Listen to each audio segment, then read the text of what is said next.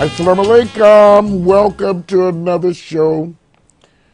My dear brothers and sisters, we're streaming live all over the entire world, and I say that with great respect because I'm thankful to Almighty God that I have the opportunity to talk like this and to be able to relive a brief moment in time of my oldest friend who's no longer with me, brothers and sisters. And I'm so thankful to God that we had a long-term relationship. Some of you may know and you may not know, I celebrated, along with my classmates, 50 years of high school graduate from the 68 graduating class. And I started the show off in the opening with a close friend of mine that I met when I was 7 years old. And during this class reunion, brothers and sisters, had no idea that my friend was passing at the time we were celebrating. So he left on the 17th of August, as he would say, my son Jamil's birthday, whom he loved my children as if they were his own. And he always thought so much of me as a friend. Sometimes I didn't know if I deserved the accolades that he gave to me. But,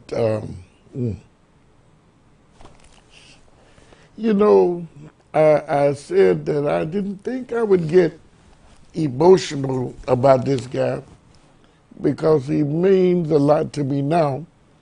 But I was angry with this guy, man, because I couldn't get him out of Detroit over the last few years, and it would always upset me. And I would tell him that, look, man, we only come around once, so just get on the train if you don't want to fly.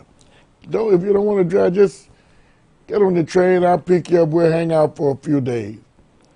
Because, you know, God has blessed us both, and I wanted him to share in some of the blessings that I had received. And I don't think he had been in Chicago since 2008, if I'm not mistaken, maybe longer than that. But he was a great friend, and he used to tell me things like, man, I hope that I go before you. I said, well, that's your business. Because I certainly don't hope I go before you. And we would talk like that, but he was just a good guy. So I don't know where to begin. I'm going to have a show, of course, but I kind of wanted to revisit him because he was a well-learned person, and he loved his children, contrary to how he tried to act sometimes. But he had 6 daughters and no sons. And it was challenging for him. But what I'm going to do, I'm going to take a break and see what we have set up. Maybe one of the interviews that I did with him over the, I think I have a call. Let me see. Caller, you on the air?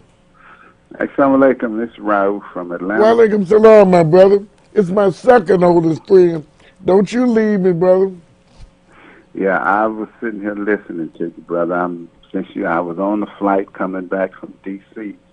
from a joyous celebration. My sister's 80th birthday. We did a surprise party, and then now I get the news about Brother James. It's saddening and it hurts. And I'm just lost for words, but I wanted to call and.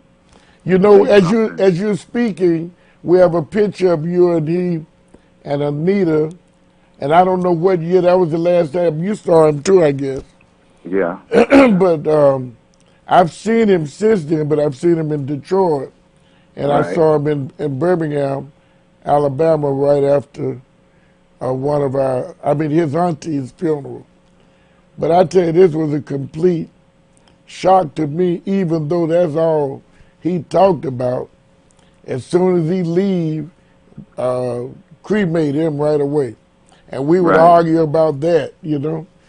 But, And I'm glad you called because I was about to get emotional. So like I said, don't you go any place because I don't know how many times I can take this. I understand, brother, Yeah. but Allah's the best knower, so let's just That's right. keep our chin up and hold up and pray for the brother's soul. That's all we can do. That's right, my brother. And he has 6 daughters left. Caller, you're on the air. Assalamu alaikum, my dear brother. Wa alaikum salam, Hamid. How are you? I'm doing well. Sorry to hear of the passing of James, my brother. Yeah.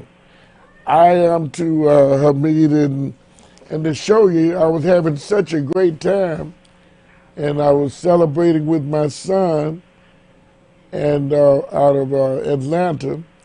He had come to Birmingham to see me, and we had such a good time, and I didn't find out that James was gone until later that night at the class reunion.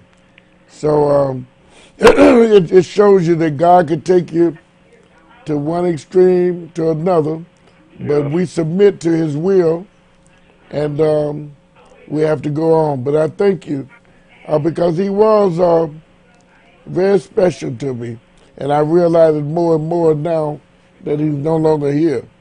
But I know the last time I think I saw him at my home, he was always trying to give me something. He brought me a beautiful portrait of the Honorable Elijah Muhammad, and he said, if anybody deserves it, it is me. And I could see him now sitting in the what we call the inspirational room, and I given me one of those stories, but I thought the world of him. But I have a sister that I'm going to be Skyping with on the line in a few minutes, but we'll get to that in a short while. I'm going to take a break, brothers and sisters, and see if I could come up with a word or two from my friend, the late James Byers. He was not, I think he might have been a cousin of that Byers brother that played basketball that was killed. Yeah, I think he was. Lynn Byers, that's right. But anyway, his name was James Donald Byers, and I met him in 1957. So I'm going to take a quick break, and then we'll come back, and we'll begin to talk on the other side. I think we're streaming live on YouTube as well as Facebook. Some of my classmates, so I have to tell you, I want to thank you all down there as well, because the longer I watch you, the younger you begin to look, so I feel better, because at first I was scared to death. Man, but you were looking younger by the time I left. And by the way, we were not drinking cognac either, brothers and sisters. I only had lemon tea. So I'm going to take a break, and then we'll come back and talk more on the other side. We'll be right back.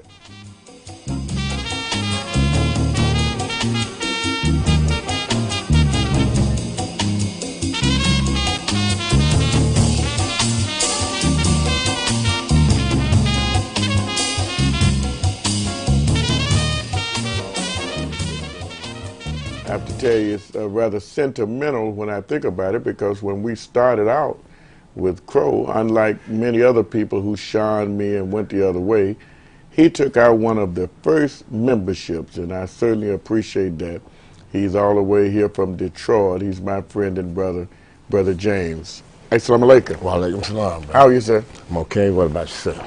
I'm doing well. And, doing these kind of talks, brother, I think this is the first time you appeared on TV with me, huh? No, I made a few commercials.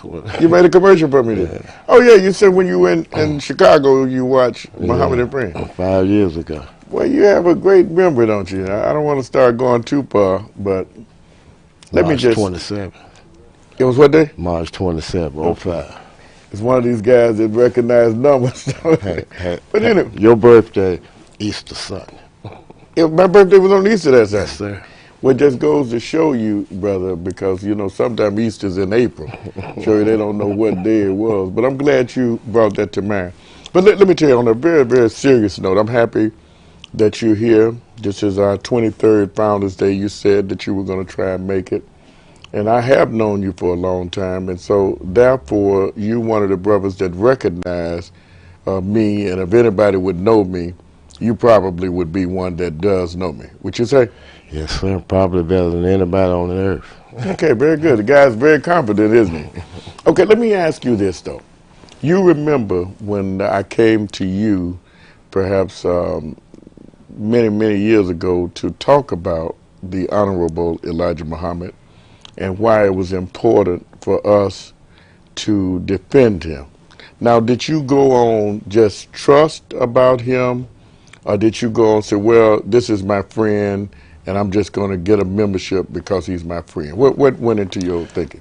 I mean, for one thing, brother, I mean, like, from what I read, and we used to read a lot, what I read, it made more sense than anything anybody had ever told me, Had we known that we could read about some black people in the Bible, we would have picked it up probably a few times more than we did, Okay. But I mean, like, through that, and by you being my friend and knowing that if you cling to something, I mean, like, it's no nonsense. I put it like that. But I mean, in knowing me, you felt that, I wouldn't just be doing this to do this. I mean, it had to have meaning or something. Oh, yes, sir. Okay, you remember we were in Detroit, and I introduced you to the minister. That was one of your highlights, of course, and also the messenger's brother. But when we started Crow, did you see us as in competition with the ministers? What was your thought, your thinking? I mean, I didn't see any competition. I really didn't see no need then or now for somebody who's telling the truth. I mean, like, I don't, and I don't think you should apologize to nobody for telling the truth. And I do believe if the messenger was alive, he would be pleased at what you're doing. Yeah. So you really feel that? Oh, yes, sir. Okay, now, and the reason I want to press you, because I was joking a few moments ago when I was sharing with people how long I've known you, and not just me. I introduced you to most of the people that I knew. Oh, yeah. And when we came over to Detroit to see you, and Shahid, of course, and Halif was there, and we came to your house, and we were just starting Crow. And we had sent out these membership certificates for those people who were members. And they were so surprised. I wasn't surprised because I knew your neatness and the way that you conducted yourself. But you had it framed. Same frame right now. You still have it in the same Same frame. frame. The first original membership. Original frame, original membership. Now, some people would say, well, James, you know all of this. You know the history. I mean, because you know what I know. Why have you been reluctant about making the transition as far as now? When I introduce you as James, Right. Not because that was all you were, James, but I didn't want to give your slave name, and I noticed that you continued down that vein. So I have to ask you, what made you not go the full 9 yards? I mean, the environment for number one. It was going to be impossible for me to change my name and make people respect it in a automobile factory of 3,000 Negroes that you got to deal with every day. I ain't even counting the white people. So that's what you felt. I mean, I felt that, and for years, I've always chose the wrong woman. Knew I was doing it when I was doing it. But the environment that we lived in, I mean, you've been to Detroit back in the day. Mm-hmm. The environment that we was living in, I was living in, I mean, like, that's what you did at that time. I really want to press you on this, James. And we kind of get a chance, brothers and sisters. I know we're streaming live, but this is my friend that I've known for a long time. And see, that's what the lively art of conversation is. It is so real. We just pretend that no one else is here. But I didn't like the way the brothers in Detroit, even those that we grew up with, and they were typical of the way Negroes ridiculed and mocked the Honorable Elijah Muhammad's namesake. And when I say mocked it, they would take on the Muslims' names to And we were coming in that era that you could still be a convict and a thief, but you hide under the umbrella of a divine name. That's pretty much what you're talking about as well, right? Yeah, I mean, like, I saw it from Parsley's family. I mean, blood family that live right in Detroit. I mean, like, seems to me, had no respect for him at all. I mean, it was just another person than him. I'm talking about nephews and nieces, and I forget the lady's name, but she said she was his sister. You know? So, I mean, all of her offspring and, all of their offspring, I couldn't understand it myself. But let's go, and I'm not going to press you because you can tell me.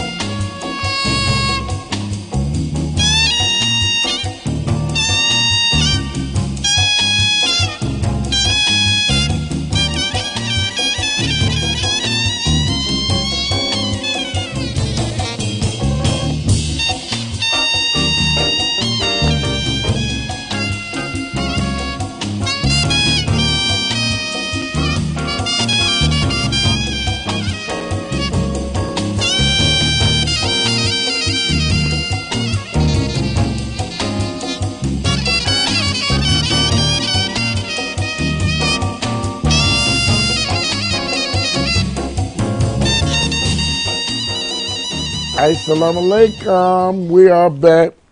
And my dear brothers and sisters, I let my brother talk for himself. And I feel so good about that because he was part of our family. And see, that's what I had the ability to do. Someone that was close to me, I brought him to the family. And that's the way we roll, Yeah. And I appreciate it. So joining me in this segment is my biological brother, Halif Muhammad. In fact, we saw him Savior's Day. I think we all were, and we were looking for something to eat in Detroit. Right. We started almost to eat each other. I'm telling you. And then we go out to the suburbs and he get like that. He didn't even want to go out to the suburbs. Right. Yeah, but that was him. But And joining me also, let me just acknowledge my sister, who we saw a few weeks ago, the light herself, Sister Nura Muhammad. Assalamu alaikum, sister. Wa alaikum Assalamu alaikum. salam, Brother Munir and Brother Halif. Thank you for joining me in one of these tender moments, but brother was on the rostrum, so you always pinch hit, and I appreciate it. And that shows your depth, that you can go anywhere we need to go dealing with black people, right? Yes, sir. Yeah. So, Halif, what do you want to say about? Well, of course, I feel heavy, with the loss. It was just such a shock to me. As you know, he called last Sunday, and it just goes to show that at the blink of an eye, it could be any of us at any time. And some of the fondest memories that I think I have of James, I think you alluded to way back, 30 years maybe. We went to visit him in Detroit, and we were quite impressed with our little certificates that we had presented to people who subscribed to the membership of Crow. Right. But I think when we walked into his house and saw how neatly arranged everything was and how it was framed, we were all touched. I know I certainly was moved at the place of high esteem in his house that he had Yeah, he had it on because the- we believed yeah, this so you could then see as it. we do now. And you know, that's beautiful about him. And Sister Nura, you could jump in if you want. I'm sure you all have the great friendship sisters that you went to college with. Well, I went to grammar school, second grade with this guy. And you know, when we decided to start Crow, a lot of people would come because they just knew you as a salesperson. But you heard him say he believed it, but his environment in Detroit was different than ours in Chicago. He could not dominate. And so as a result, he couldn't go to 9 yards no matter how hard he tried. And he admitted that. Right. And I used to be on him because he was so smart. But he wanted to, a lot of it, he wanted to kind of hang too. You couldn't be on both sides of it. But I stayed in touch with him. He supported us. And he just was a great guy. He just didn't make the transition. I'm sure you know people like that. Or do you? I absolutely do, Brother Munir. And, you know, just by the fact that we have the influence to keep them close enough, you know, for me, you know, we represent the Honorable Elijah Muhammad and the teachings to the best of our ability, and we seek to impact others. And, you know, we can't bring them all the way. That is between them and Allah. But the fact that they have exposure because of the work that we do, we have to be satisfied with that sometimes. Yeah. And you make a good point. And what I'm going to be doing, because I'm going to be talking about a lot of other things, but he's a special kind of guy to me, and I've probably shared with him. But I will say this about him, and I don't know if his children are listening, and he tried to be a hardliner, but he loved these girls, and he would have conversations with them, trying to get them involved in the teachings, but he didn't tell me, so he'll call the show sometime, and it was a different, we talking about Wyoming, and he wanted to talk about New Orleans. But he was doing that, furthering his conversation with his daughters, because he felt that I could teach him. But it was very, very difficult for me, because I'm telling them, you the teacher.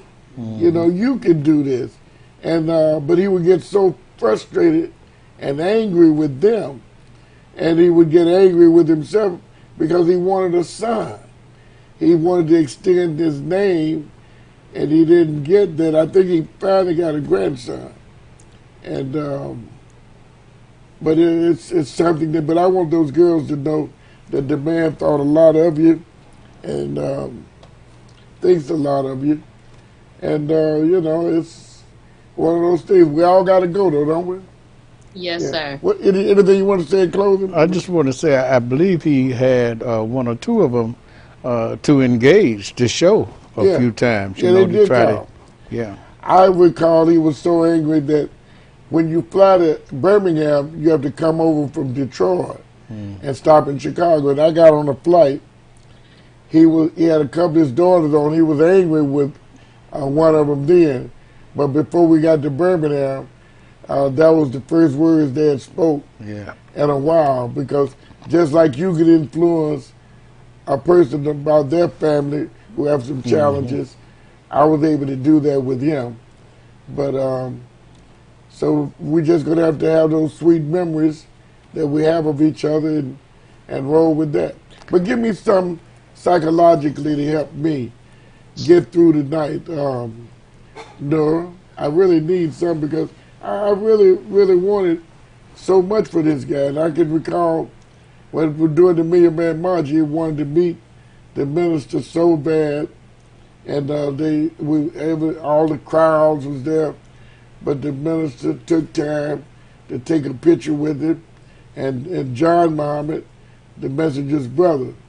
So those were things that meant something to him, and I was able to help him with that, which I felt good about. But I'm not going to hold you forever. Anything can you add? Well, Brother Munir, I want to thank you again for having me on the program, and I want to sincerely thank and congratulate you the co-founders and the members there of Crow.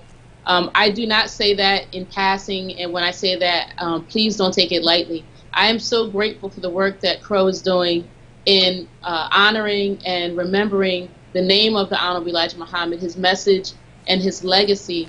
And I've been glued to the last few episodes that you've had with Brother Wali Bahar and Brother John Wali Ali. I'm just captivated with the history, the clip of the sister that you played with the messenger, when the messenger lived with her while he was here on the East Coast. I mean, to me, that is a testimony of your work. It speaks to your credibility. It speaks to your love of the Honorable Elijah Muhammad. And as the Honorable Minister Louis Farrakhan said there in March, that anyone who knows you knows the Honorable Elijah Muhammad. And I believe the same can definitely be said for that brother that you just lost. Well, now let me say this to you, see, because you raised an important issue that I want to get back to, but I'm going to segue into something else. But when you mentioned, and I see you got John Ali's name down pat, because so many people, and those of you who are watching the show, brothers and sisters, in our library, we have quite a few interviews that I think that you should pay attention to. And there are a lot of people who are critical of John Ali because they don't know him, as many of us didn't know him. But every time you read Fall of America, Our Savior Has Arrived, A Message to the Black Man, How Need to Live, you should give a special thanks to John Ali. Not because he wrote it, but because he had the foresight to go to the messenger and say, we need to chronicle your work, and let's put that in book form. Just as I do, I see you got Birth of a Savior on the mantle there, and I don't blame you, because the Birth of a Savior is the most important book since the Messenger's great books, and I say that because it was based on 1958 Savior's Day. It never would have come to a book form. Remember, Minister Woodrow had this tape for years, but it was until he met me. And when he met me, I knew what to do with it. And I did not sell a lot of copies. It was 4 clear tapes. But word for word, that's what brought about the book Birth of a Savior and some of the other writings of the messenger, the beginning of time, you know, and all things are possible. And the reason I say this is because the audience, they don't even see. I listen to the language, and then forgive me for being long-winded, but I get real passionate about this because I listen to the language that the people talk. I was at my class reunion, a brother telling me about J.A. Rogers. J.A. Rogers may have his place. I can't, look, do you know my name? I can't mention J.A. Rogers when it comes to the Honorable Elijah Muhammad. I don't care what he did with the Pullman Porters or whatever to bring this up. And this was a Muslim who was telling me about it. I'm saying, sister, when you read Birth of a Savior, the beginning of time and the creation of God, and think about George and Kim and Minister Woodrow, because they kept saying this needs to be a book. Now, Woodrow was not going to make it a book because in the end, Woodrow gravitated back to orthodoxy. He couldn't hold on. And George and Kim are still here. And the book is still here, and people normally look at the book for decoration. Are you eager to say something? No, I was just amen to everything you were saying. It's so I love to hear someone recognize John Ali because we weren't, jumping up and down about John Ali. We believed everything that other people said about him. But the only reason they charged him with being an FBI person because he applied for a job. Hell, he couldn't help because the FBI was hiring, but they were hiring everybody except black people. And he just tried it because he was in the top tier of his college that he graduated from. And he was no dummy, and the messenger couldn't have used him if he had been dumber, but he was smart enough to say, let me put that in book form. And so once we find you did something like that for the messenger, we don't care what anybody else say. We go find you. That's the kind of people that we are.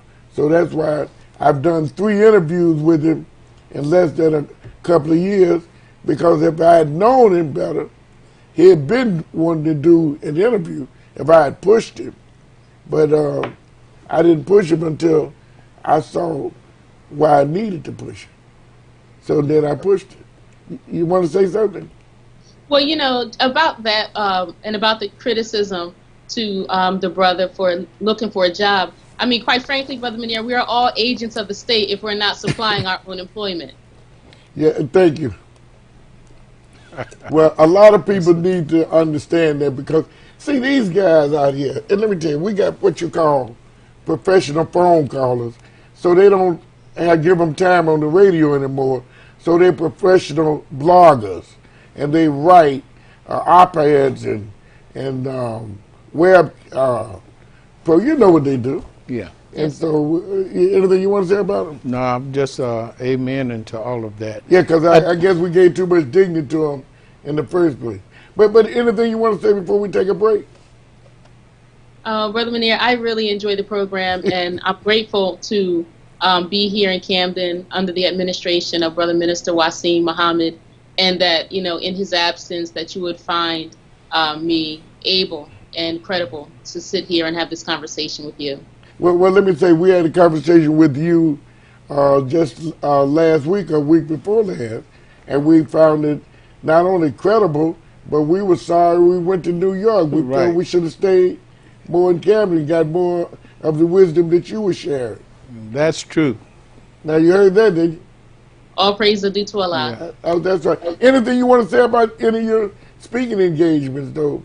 Because I know you're in demand and people want to hear from you. Oh, the book that we talked about, that book that you had about the challenges our young girls are going through. Anything you want to say about that? Well, the book is called Push Out, and it's about the criminalization of black girls, similar to the criminalization that they're doing with our black boys.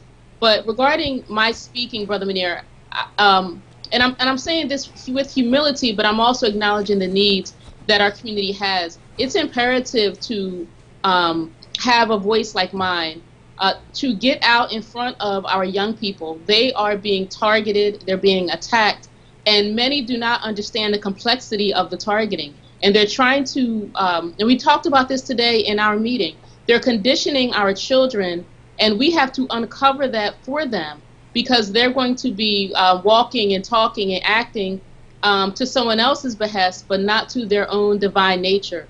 And it's important that I have the opportunity and the platforms to get out and speak to our young people, to engage them, and to just give them a message that they're not going to get on television, they're not going to get in their classroom, they're not going to get in their college courses, because as the Honorable Elijah Muhammad said, they don't have it to give.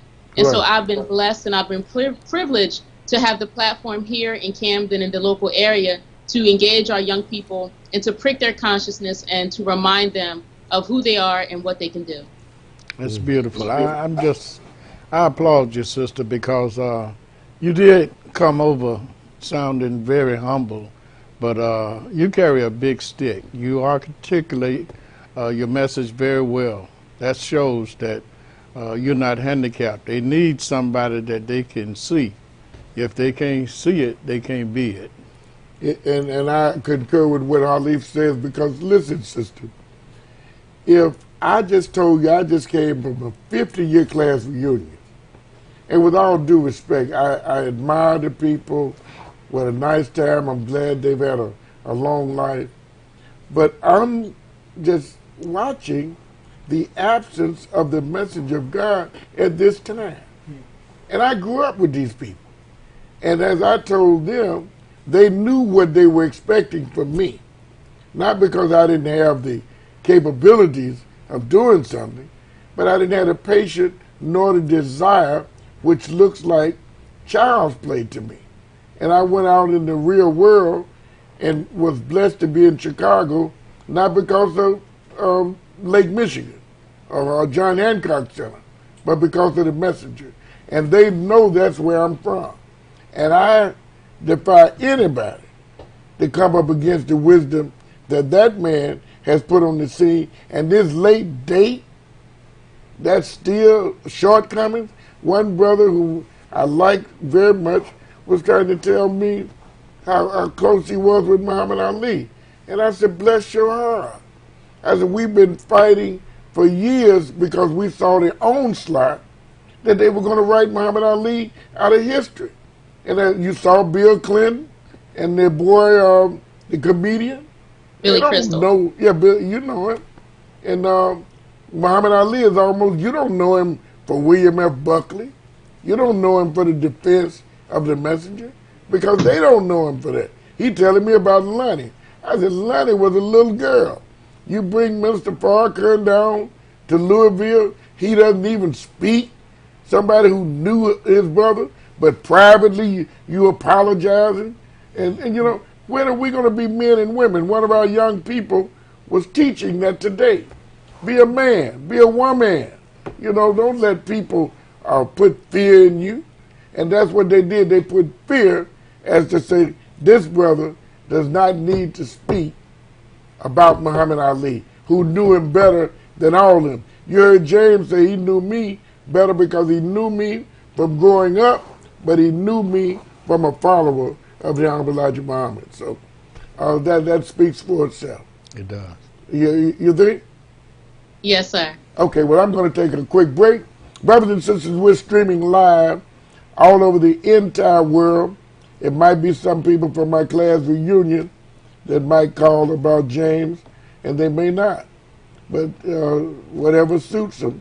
773-434-6625 and 773-434-6631. I'm going to bring in a couple of other people, too. So when we get back, we're on Facebook, right? We're on YouTube, is that right? And we're streaming live on our own channel, right? And maybe they should subscribe to our channel. What do you think? Okay, you should subscribe to our channel. All right. You want to say something? I wanted to say, right. But, you know, speaking of history, I just think back to the kind of history that we shared with people, not now, but all our lives.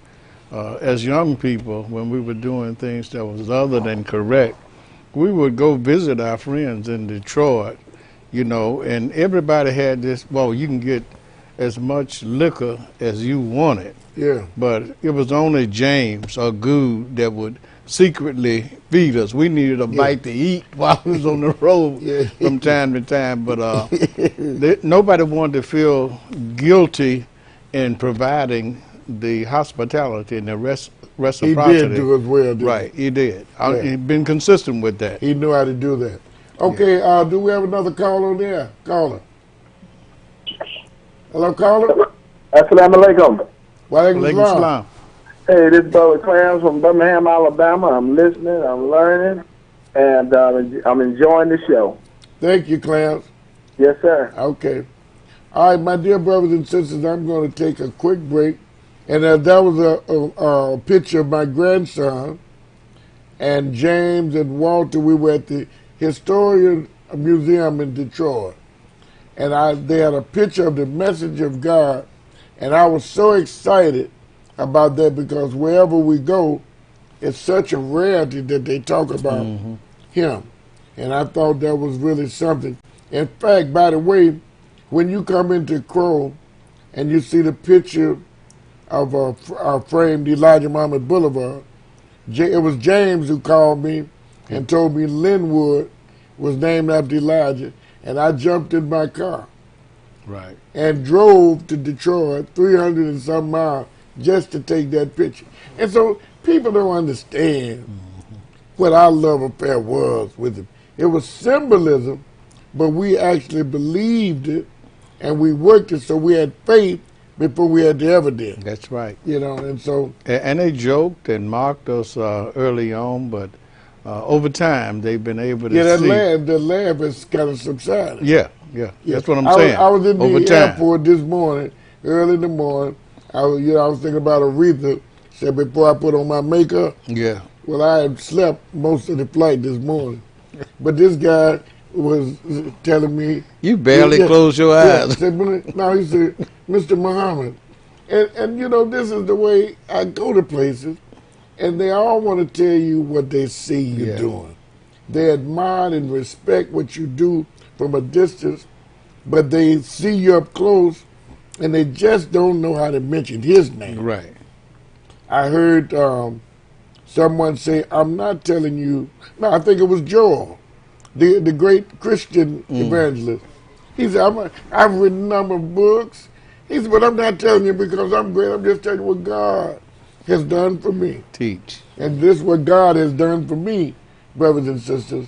He has put me in an arena that I could not have put myself. Yeah. Giving me friendship in all walks of life. And even though my brother is gone, I get a chance to testify for him, and sometimes you can give people a boost that they should have gotten while they were present. So I'm going to take a break, and we'll come back and we'll do whatever is necessary. Don't touch that remote. We shall return.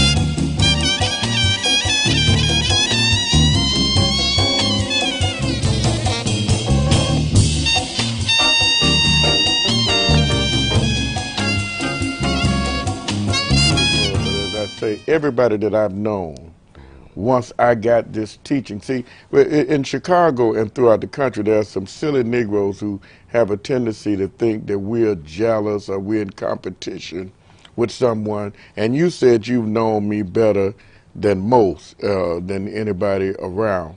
So I wanted you to give a little clarity in which you are doing about the seriousness in which we take this work. Now, when we were talking to you, I think I said I introduced you to the minister and had the messenger's brother there as well, right? Yes, sir. And it didn't look like they were hugging and kissing. I brought them together because the messenger's brother at that time couldn't get close to the minister. There was some little blood here and there. So, it has always been about uniting these people under the umbrella of the Honorable Elijah Muhammad. So where do you think this jealousy and enviousness come in that people think we're jealous in doing this work? I mean, for one thing, the biggest thing I think is stupidity, for number one. Okay. And for number two, I mean, like if anybody should be jealous, they should be jealous of you. And then it's stupid on their part being jealous of anybody who's only telling the truth. Mm-hmm. And like I say this here and now, you're the most dedicated Muslim that I have ever been associated with. I mean, bar none, and you know the few I've met, Yeah. Okay. Because you almost called them what you really thought about them. Brothers and sisters, this is not a testimony what we're looking for, but I just wanted you to get an understanding that we have a coalition for the remembrance of the Honorable Elijah Muhammad. I've known this man practically all my life, and we were in school together. We've gone down many, many different roads, and I always wanted him to know what I know, but he was not the exception, he was the rule. That's the environment that we come from. That's why we love the Honorable Elijah Muhammad so much, and it has been difficult, brother, to get people to see that all you have to do is take a chance, to look at this man. And we've discussed this throughout the years because you almost lived in Chicago. In fact, you did live here for a while, and I don't know if you got homesick or to go back to the old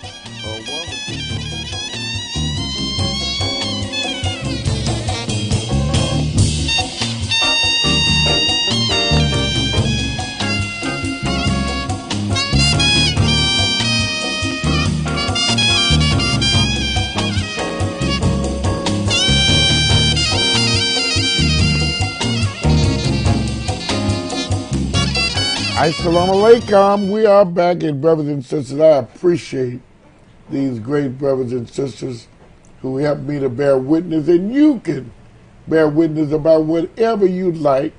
As you heard, our dear sister Nura was talking about John Ali and Wali Baha. Wali Baha, for those of you who don't know, was the messenger's captain. And he was there, and as you saw him in 1975, Savior's Day, standing right by Wallace's side. But what I learned about Baha, he not only knew Silas well, they grew up together, but that brother Bay out of Oakland, I think, was one of his first converts as a minister in, of all places, Santa Barbara. Can you imagine a Negro being in Santa Barbara, California? Well, that was so-called American Negro. But I enjoy Wali Baha because he has depth, and he has a sense of history. And I like that. So we've seen them all, and I have to tell you, I can't think of anybody that I've come in contact with that supersedes the Honorable Elijah Muhammad. So since I don't know him, and some of you think you know him, if you introduce me to him, then I'll jump up and shout and ask them to not only give me their autograph, but let me talk to them. Because I want to know if anybody is before the first begotten of the dead, I want to meet them. But joining me in this segment, sister, you met these people, but my dear brother Ben Asiel, Yosef Ben Asiel, Israel, who is the son of Prince Asiel, but he's like Prince would say, he's the son of Elijah as well. Yes, sir. Thank you so much for coming. Thank you, sir, for having me. You exude such humility. Thank you, sir. It's always good. And my brother Nazar Muhammad, salam alaikum. Wa alaikum salam, sir. Thank you so much for coming. Thanks for having me, sir. Yeah, longevity has its place, doesn't Yes, it? sir. And joining us still in this segment is Nura Muhammad. Let's take a phone call, if you don't mind. Caller, you're on the air. Assalamu alaikum, my brothers. This is Aisha calling from Birmingham. Wa And alaikum I just salam. want to, acknowledge our brother James Bass, as you were calling. And he's going to be missed. And he just was a great brother. We're going to miss him. I'm going to take a peppermint candy to remind myself of all the sweet memories I will always endure for him. Well, and may God bless you all. Aisha, I thank you for your hospitality. This is Aisha in Birmingham. I spent a couple of days with her, and we have a picture of you on the screen, Aisha, with James at one of the funerals. And if he were here, he would be cracking a joke about what y'all went through that day, ridiculing a funeral that you all were at. But you weren't ridiculing it as much as talking about the preacher. And now the preacher get a chance to talk about one of y'all. Okay? Aisha, you gone? She is. All right, so Sister Nura, anything you want to say? Brother Minnie, I think it's wonderful that, you have such fond memories of a brother who himself recognized the significance of the Honorable Elijah Muhammad. We should want that those who are around us, those we come in contact with, our family, our friends, our former classmates, to recognize what's great about us is the Honorable Elijah Muhammad. That's right. And for them to take it up in any way that they have the strength and courage to do so and apply it in some way to their own lives. Let me say, I was disappointed that out of all of those people that were there during my class reunion, I was surprised that they didn't have a video. Now, of course, we took class pictures and that kind of thing, but there's nothing like a video. We didn't have it on the Get Acquainted night, and there was some profound statements made. So, and I said, well, Minnie, you in the business, how could that have happened? But I was trying to be on the outside looking in, but I won't let that happen again. Yes, sir. Well, I think just being a part of this really hits home how important Crow is, because you spoke so fond memories of our brother who just made transition, but not only did you we get to hear from you, we got to see it from and hear from himself. And I think that's why I thank Crow for being an institution that records history, the whole total black experience, and especially those who bear witness to the greatness of the most honorable Elijah Muhammad. And we got to see this great man for ourselves so we can appreciate some of his greatness as well. So I thank you for that. That's exactly right. Anything you want to say, Nazar? Well, coming in contact with you, you would learn and appreciate the most honorable Elijah Muhammad, and that's what this brother did. You know, besides you all having a good friendship and coming up, but he got to learn the honorable Elijah Muhammad through you, and that's the beauty that you all have with each other. And you know, like I was telling some of the classmates, if you really want to know something, then if you got the time, because I won't be able to sit with you long enough. And that's what I tell these people. We've been doing this for 32 straight years. And I can remember my brother-in-law, who's no longer with us, married to my niece. So I was his uncle. Yes, sir. Yeah. But he joined with us initially. And he told us, we were at a meeting one morning, and he said, well, what are we going to do when we run out of the lesson? Because we would take our subject, our newsletter, in the Messenger's book, and we looked at him, said, what? But he didn't know no better. So we said, Father, forgive him, for he know not what he does. Right. How you going to run out of the message of God? That's right. It's like the well of Zamzam. That's right. And we've been doing this, and this is what people don't understand. You don't run out with the message. And that's why your observation of that so-called American Negro Spike Lee was so credible, because, see, the reason our people gravitate toward it, because the white media speak of him as if he's our guy. Solidified. And when you do that, you can't criticize him. Right. Like someone made the mistake and asked me about Obama. I'm not tied to Obama. You can't make me say things I don't want to say about it. Anytime a Negro go to Africa and say, oh, I don't worry about that, that's something Michelle and the girls worry about. And those of you who don't know, he said it, that the point of no return, he didn't think too much about that. He thought more of the Holocaust. So that's what I think more than him. So I can say what I want to say about it, and I'm going to do it, and I'm not going to have some artificial smile that I don't feel like smiling. Okay. Now, what do you think about that? I think that's right on point. We really have to be on guard and on be a point. Man, don't we? It's time to be a man. Stand up and be a man, it's right? time to, because we've been cowering down for too long. And we also got to be aware of those who the outside dominant society present us as leaders or people of influence. Because if they handpick them, that means they're going to do nothing but deceive us. And you know, and to show you that we living in a time right now, and I'm saying like someone was telling me about, he said, well, you know the brother that first organized the Million Man March. I said, you talking about Mr. Parker? He said, no, the first, he talking about, I said, you talking about Dr. King's march. It's a difference, son, boy. You know, but they so used to burying the minister or anything connected to remind them of the Honorable Elijah Muhammad. So I understand. But you better start reading that Bible of yours, Galatians. That's right. 4th chapter, 16th through the 20th verse. You read that, then you can see Crow. That's all you got to do. If you want to see Crow, it's synonymous. You know what synonyms and antonyms and all that? Go to your English language. Sister Nura, thank you so much. You know, James would be pleased, because, you know, he thought a lot of you, too.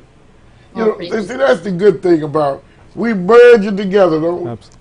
And we get a chance to know each other all over the world. Isn't that so? Yes, sir. So you got the last word from Camden. What would you want to say? I just want to thank you, Brother Munir, and continue to doing the work that you're doing. You know, they have buried the truth so deep, and we have to work so hard to uncover it. Our people have been made intellectually lazy. And at this point, we don't have the capacity to even ask the question as teaches the Honorable Elijah Muhammad. So keep doing the work that you're doing, and the brother Yosef there, we're so honored that we have another generation coming up who believe and love the Honorable Elijah Muhammad. And that she said it best. I know we all are proud of you. See, I listen for the language. Yes, sir. See, if I don't hear the messages language, I don't care who else language you're giving me. See, I'm kind of turned off on that. But when I hear the message, I say, there you go. Right. See, the information comes quickly. Yes, sir. But wisdom takes time. Brothers and sisters, on behalf of my friend and brother, Mr. James 119X, I gave him that X, brother and sister. And I don't give out X's, but I was James 118, so I said that he should have 119. But I have great memories of him. Love my brother, and he certainly was a friend. And I have to tell you, anytime a man tell you, he said, I hope I go before you. I don't know what that was about. I loved him, but I certainly didn't want to go before him. No, hell no. I don't want to go before none of them. So let's get that straight. But I love my brother, and I'm going to find a couple of more tapes that we did, because he came to at least 2 of my Founders Days, but I know it surprised me on my birthday one time as well. So, my dear brothers and sisters, James buys October the 9th will be a day of memory, because that's his birth anniversary, 1949. Thank you so much. And he left here on August 17th at 4:30. Thank you for watching, and may Allah bless you with the light of understanding as I greet you in peace. Assalamu alaikum.